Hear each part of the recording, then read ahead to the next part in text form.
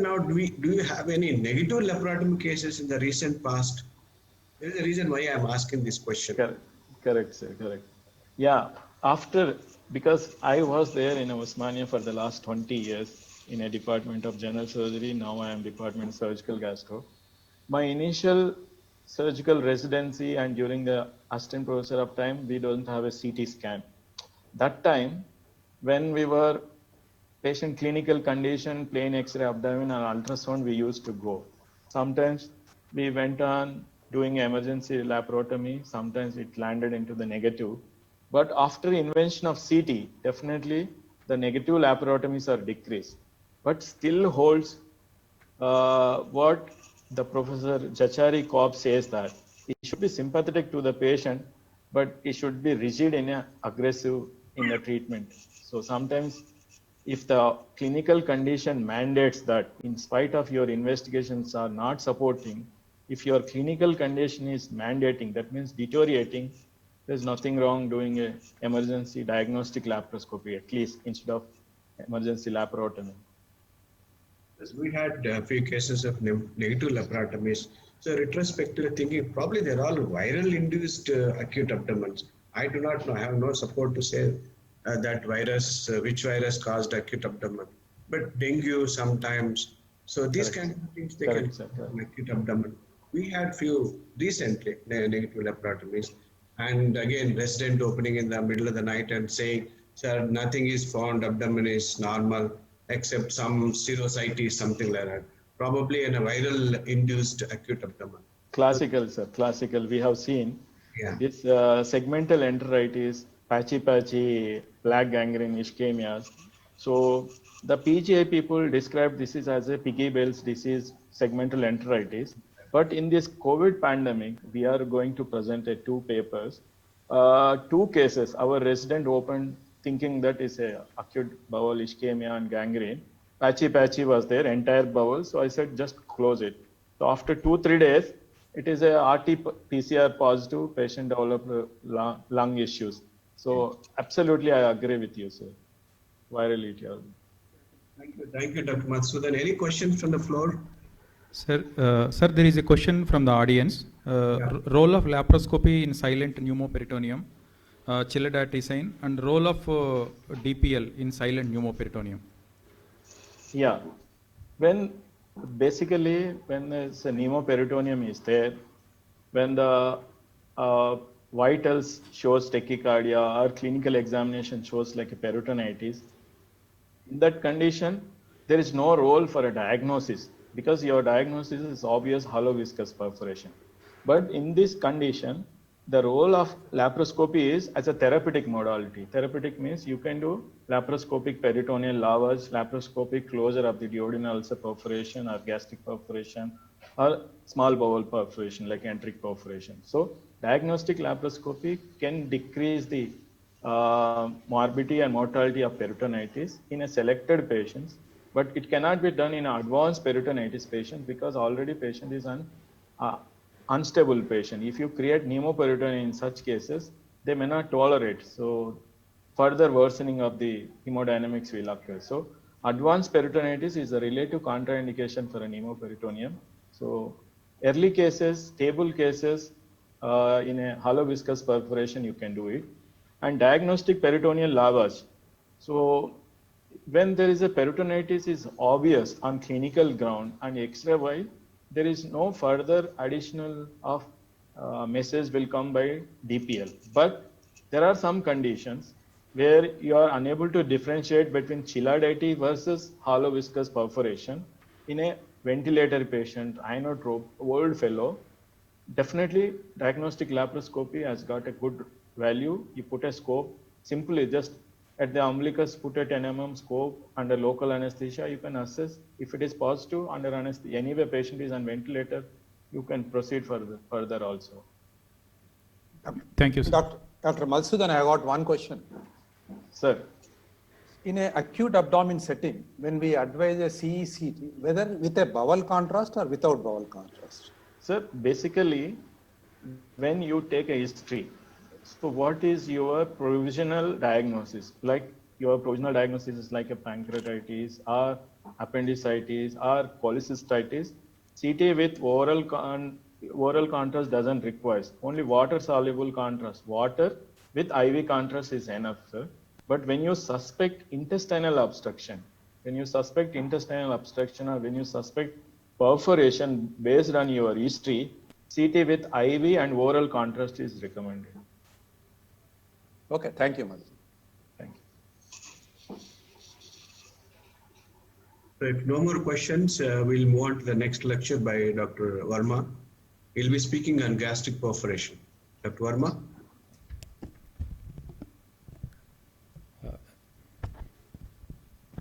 Dr. Verma, you're online? Yes, sir. Yeah. Yes, sir.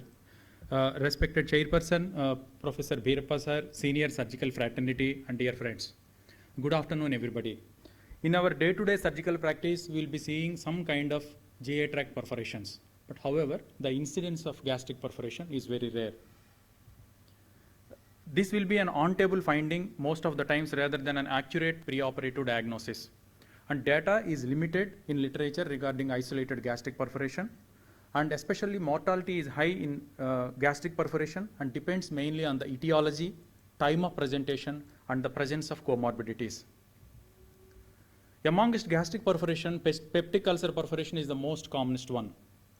When it comes to malignancy, though the incidence of gastric cancer is one of the most common causes of cancer, the perforation per se because of malignancy is very rare.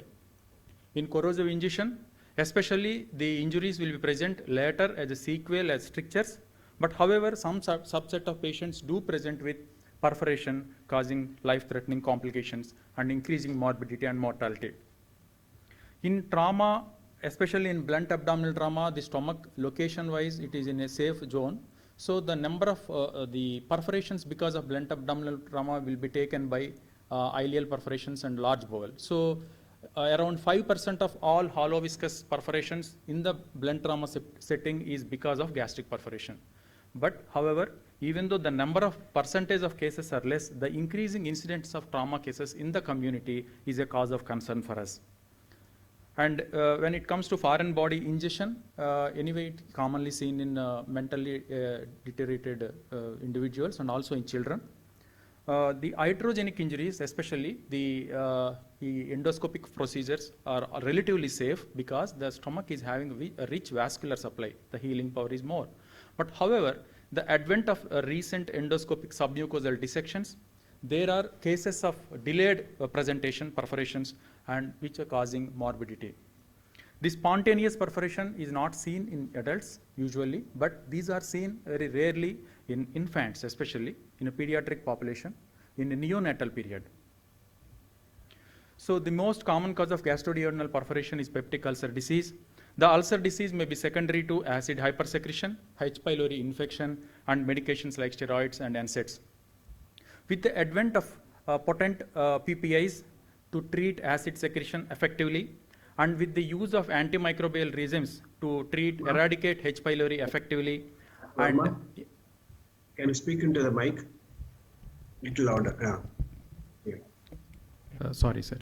Yeah, it's okay. And also with the awareness of the clinicians in minimizing the use of NSAIDs all over has decreased the ulcer causes of perforation. But however, still the complications of peptic ulcer are around 10 to 20% in the literature. 2 to 4% of the ulcers will perforate. And mortality in peptic ulcer perforation is as low as 1% to as high as 20%, depending on the presentation and underlying comorbidities. So the patients usually presents with sudden onset of severe epigastric pain. The classical triad of sudden onset abdominal pain, tachycardia, and abdominal rigidity is the hallmark of peptic ulcer perforation in our routine surgical care.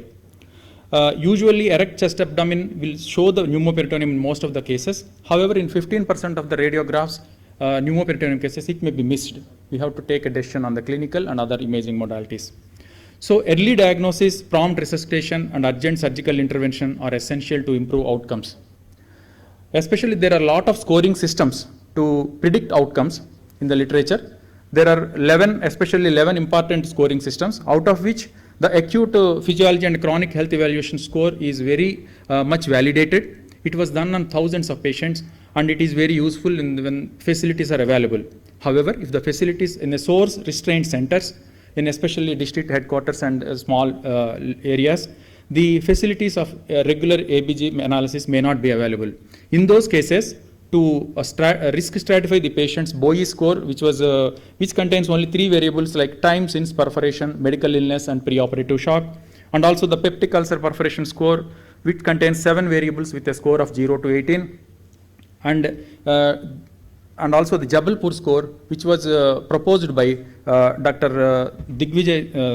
Dhananjay Singh et al., is also very important in a source restrained centers. It shows only perforation to operation interval, mean systolic BP, pulse, serum creatinine, age. So with these things, we can stratify the patients and treat them effectively. These parameters assess especially the extent of physiological compromise and time delay and comorbidities and background causes. What are the role of, why these scoring systems? Because to triage these patients early, considering the morbidity, and optimize them effectively with focused care on the sickest, and the predict mortality and the morbidity. This highlights the importance of early referral and adequate resuscitation, especially very important before any intervention. To know the location of ulcer and the pathophysiology is having very important implications in treating the gastric ulcer perforation patients. If you see, especially in the type 1 perforation, it will be in the mid body and above the antrum, and especially on the lesser carotid. And this type 1 perforation usually is a hyposecreting, but however the incidence is more around 60 to 65% of the patients. When it comes to the type 2, there is a combined gastric and duodenal ulcer. So these patients may present with a gastric ulcer perforation. They may have synchronous or metachronous duodenal ulcer. The site of the perforation in this will be just between the antrum and pyloric junction. When it comes to the type 3 prepyloric, they are classically within 3 centimeters from the pyloric antrum. So one important thing is this type 2 and type 3 will have high acid secretion.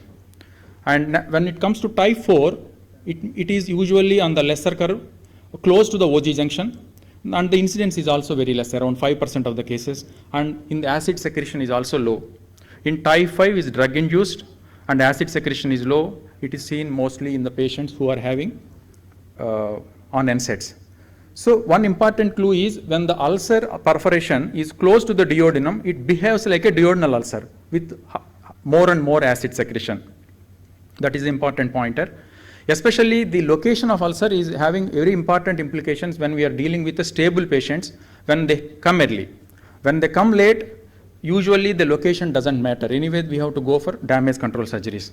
When the patient presents with a perforated gastric ulcer, we have to see the long history of ulcer and also any previous Helicobacter infection. If the patient is having this and he is stable, and best thing is to go for a definitive surgeries in these patients.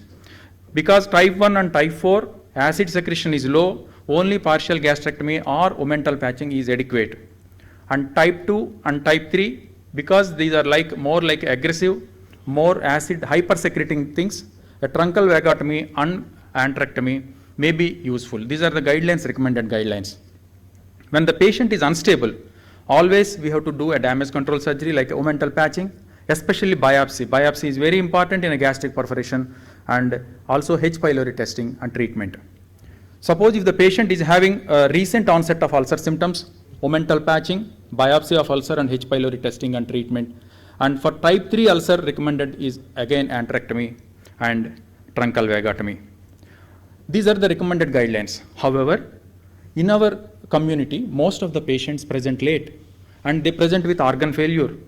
So in these patients, the ideal option is a good biopsy of the edges of the perforation, a thorough peritoneal lavage with drains, and a feeding axis in the form of feeding zygostomy, and also the diagrammatic documentation in the operative notes regarding the site of perforation, so that post-operative endoscopy we can compare the exact site of ulcer, and endoscopist will have some idea where exactly the ulcer is, whether it is healed completely or not, like that. And especially H. pylori treatment is very essential. Once the patient resumed orals, H. pylori treatment we have to give definitive H. pylori treatment. And especially follow-up upper GI endoscopy after 4 weeks of perforation closure is mandatory. Number one is to identify the ulcer, whether it is completely healed, the perforation site is okay or not. Second, to take the H. pylori treatment, whether it is effective or not, H. pylori is completely eradicated or not. And also third, to know any underlying malignancy.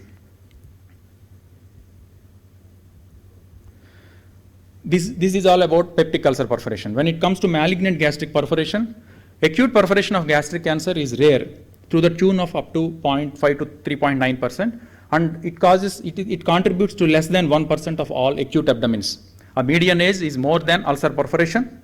The patient will have more median age, more than 50 years. And majority are locally advanced at the T3, T4. And however, exact staging is difficult because these patients will directly on-table diagnosis. There is no preoperative staging. Number two, there is no adequate lymphadenectomy. So definitive staging is not possible in these patients. So there is a risk of understaging. So when to suspect a gastric perforation in this, whether it is malignancy or there, some pointers. When the patient presents with older age, when the gastric perforation itself should raise the suspicion of malignancy, and the diameter of perforation is large, and especially location, again, middle and upper third. So when it comes lower down, it is more like ulcer, behaves like a duodenal ulcer. When it goes up, it behaves like a malignancy. We have to think about that. And mechanisms of gastric perforation, there might be transmural penetration, like T3, T4 lesions may breach the serosa and may cause perforation rarely. And also there might be some amount of tissue level ischemic changes. And some patients may not have perforation because of the malignancy, they'll have because of the concomitant ulcer. This is also very important. And there are some few case reports where the patients are undergoing chemotherapy during lymphoma treatment, they also have some perforations. So the challenges are infrequent preoperative gastric cancer diagnosis, and especially availability of frozen on-table confirmation when the patient is stable. Inflammation in the setting of peritonitis mimics invasion, and it is difficult to differentiate which is because of malignancy or inflammation. Inability to perform an oncological resection due to poor general condition and intraoperative contamination. The morbidity risk is as high as up to 40% in these patients, and limited data and guidelines on the management of perforation per se. However, there is empty number of data on gastric cancer, but perforation, there is very limited data. So what surgery to choose? This will be decided by the patient factors, that is hemodynamical stability, comorbidities, and disease factors like stage of the disease, contamination, and setup or hospital factors like team experience, frozen section availability, and the post-operative ICU availability. So this applies not only for this perforation, for any acute abdomen. So there is a change in trend in philosophy from biopsy and simple closure to curative or palliative resection in some selected patients. There is two-stage surgical approach initially by closure or resection followed by later lymphadenectomy, and highly selected patients single-stage radical surgery is evolving in highly experienced centers and when the patient presents early. However, the most practical approach will be a biopsy and a closure of the perforation with or without omental patch and a feeding axis. The third commonest cause is corrosive injuries, especially alkali injury is common in West and cause damage to the oropharynx and proximal esophagus. Acid injury cause more damage to the stomach and distal esophagus. The traditional teaching by Professor Ananthakrishnan and et al. Always the acid licks the esophagus and kicks the stomach.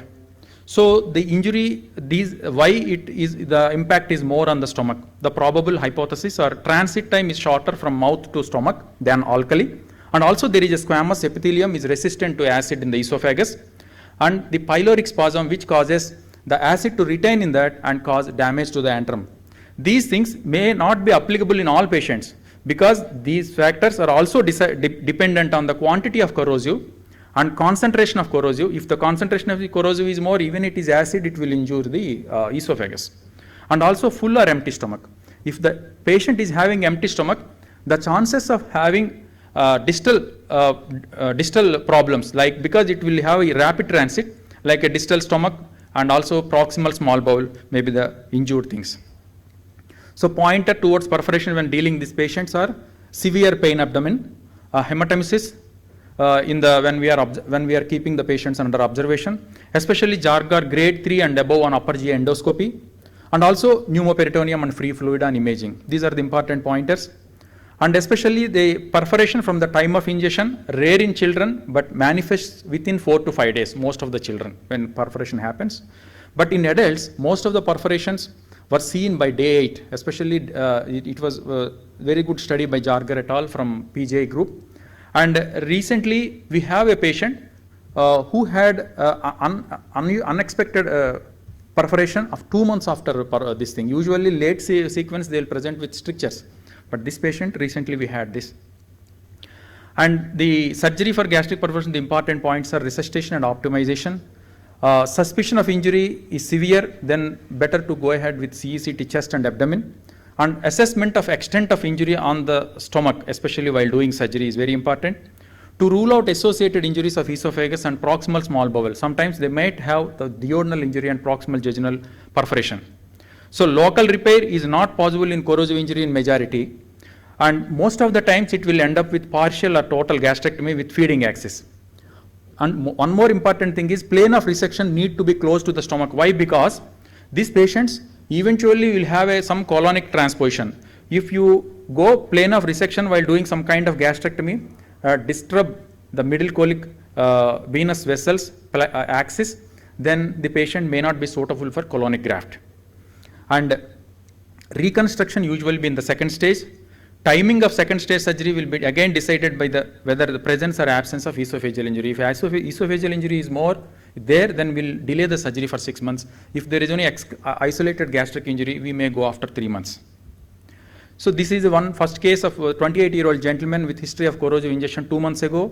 Ingested only 10 ml of acid according to his history. Feeding jejunostomy done 1 month back elsewhere, and he presented with features of peritonitis of 2 days duration, especially 2 months after this thing. X-ray, plain X-ray rectal abdomen does not show any gas, and CT revealed air pockets, and also there is a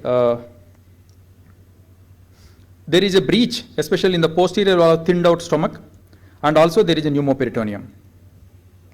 This patient had 4 into 3 centimeters perforation on the antrum posteriorly, and this patient we did distal antrectomy with a feeding jejunostomy and drainage gastrostomy. Reconstruction was not done because the patient is having peritonitis. And this is another case of 38-year-old gentleman with history of corrosive ingestion, 4 days history, and he had history of hematemesis.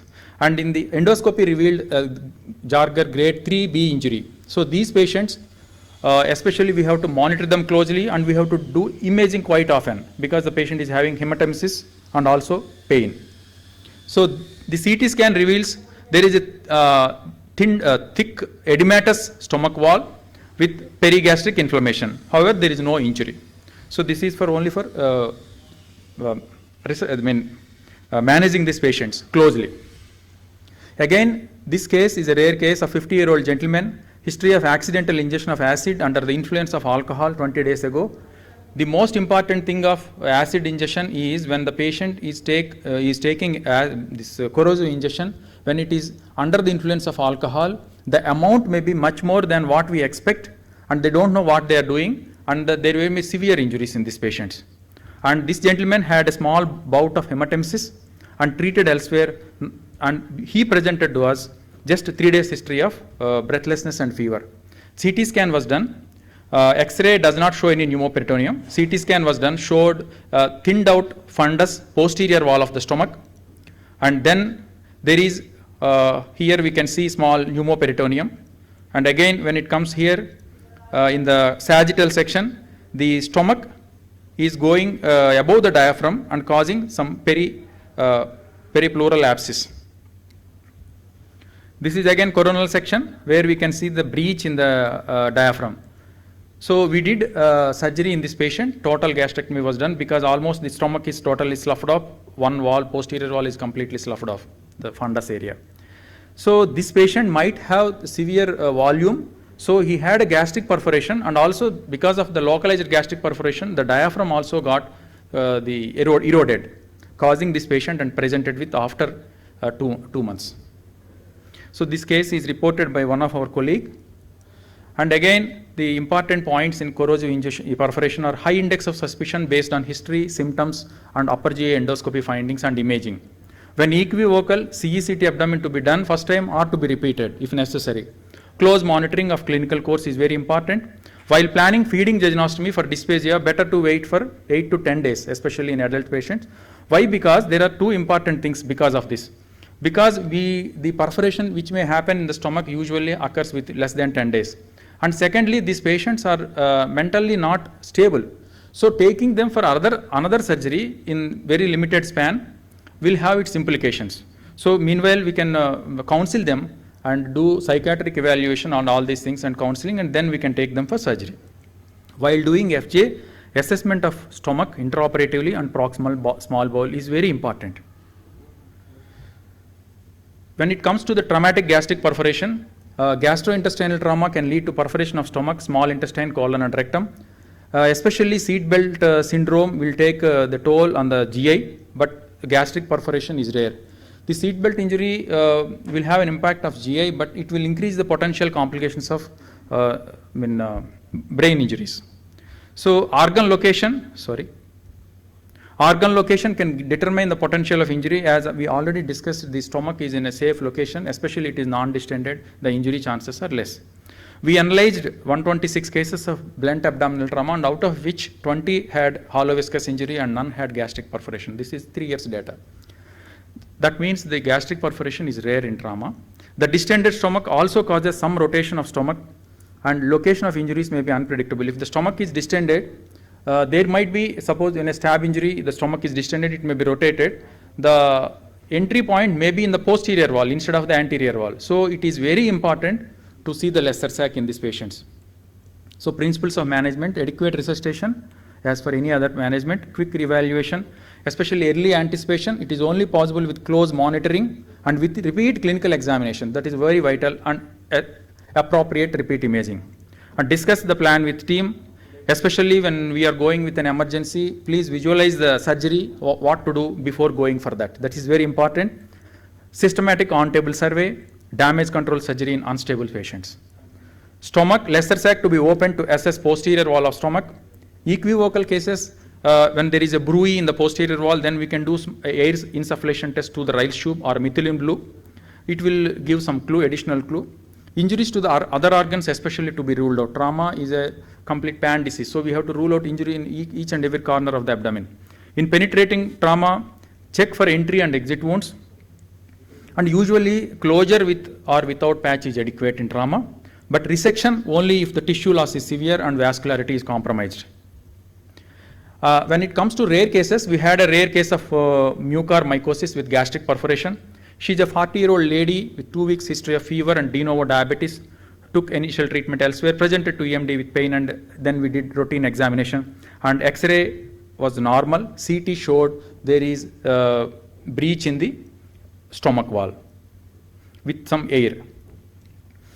And then we took her for surgery. Stomach is densely adherent to the mesocolon and tail of the pancreas, and perforation of the posterior wall of stomach, and the mucosa is completely separated from the stomach, entire stomach. So total gastrectomy was done.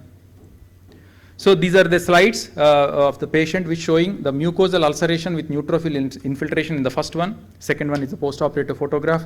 The third one, there is a dense neutrophil infiltration. And this is a broad hyphae, aseptate hyphae without any branching. This is classical of mucormycosis. Again here, this is SM stain showing the hyphae, various hyphae without any branching. This patient, we did surgery and given post-op 3 weeks of amphotericin B. And these patients will have around 70 to 80% mortality. Our patient, fortunately with multidisciplinary team, and she survived and she is disease-free after 3 years now. So indications of CT scan, as was nicely elucidated by my previous speaker, Professor Madhu sir, in his talk. The diagnostic dilemma in the setting of an acute abdomen, it is an indication. Especially when gastric perforation is suspected in the setting of malignancy, a CT to be considered if the patient is stable. Why? Because we can have a rough stage of the disease preoperatively. And especially it will be useful in monitoring of corrosive injuries with high risk features. When it comes to trauma, all stable patients with blunt injury abdomen, CT is mandatory. So what is the role of laparoscopy? There is no clear data to support role of laparoscopy in gastric perforation. But however, if we extrapolate the data from peptic ulcer perforation, the three meta-analysis, recent meta-analysis showed there is a reduction in morbidity, but no difference in mortality, sepsis, and reoperation rates.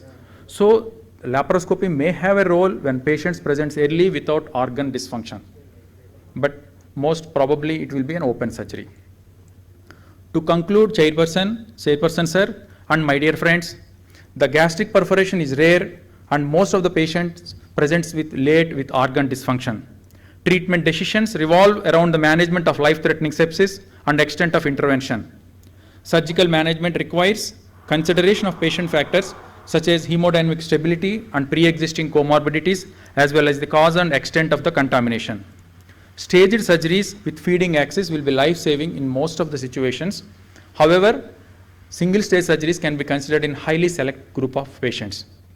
And finally, we are in the middle of the pandemic. When dealing with this kind of emergency surgeries, not only this gastric perforation, any surgery, we have to take care of ourselves. We have to do a rapid antigen test, CT scan chest, and all universal precautions before taking any patient for surgery to save our patients, to save ourselves. Thank you very much for giving me the opportunity.